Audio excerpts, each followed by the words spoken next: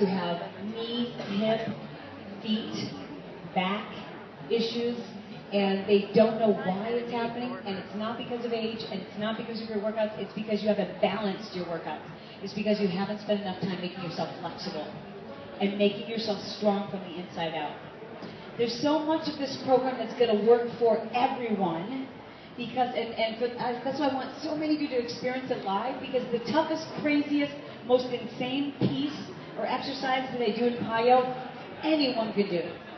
Anyone, because there's levels, there's layers, and there's a starting place, and we don't just try to have you figure it out yourself.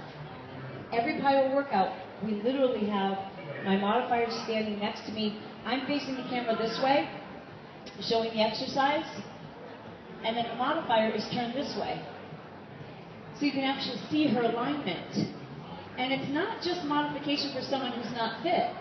It's modification for someone who's not flexible. Right? And so my husband, Brett, he's over there talking about, I always make him go to all my workouts because he's that guy who's like, hey, have you ever seen a deer warm up or stretch? He's like, I don't need to stretch. I'm like, yeah, you do. So this is his forward fold before. And so, he said, let's work on your hamstring flexibility, your calf flexibility, and see how much it increases your vertebral. And it was, after, what birthday was it? 42? Brett, you were able to dunk from doing Piyo. 42. 44? 42. Because we just started working on this calf flexibility. So your runners, in particular, marathoners, are going to get better times. Think about this. To get faster, your muscle needs to be a longer stride. It doesn't get longer by changing your DNA. Your legs are only as long as they are. So all we can do is change the length of your hamstring muscle. So if I can lengthen your hamstring muscle, my athletes are going to get faster times in marathons and in their races. My basketball players are going to be able to jump higher.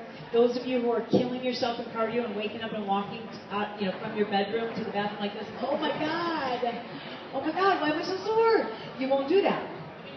I was doing that. I had all these chronic injuries and hamstring pulls and hip flexors and all this chronic stuff that I assumed was because I was starts with an O, older.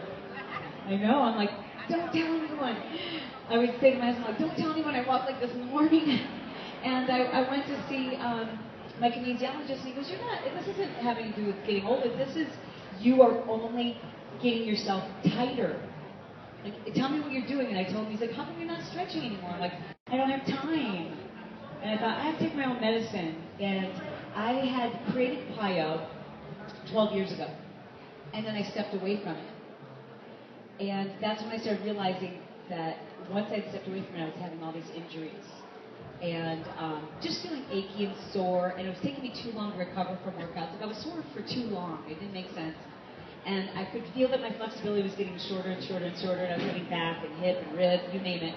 And that's when I'm like, all right, I've got to start teaching Piyo again and really dig in.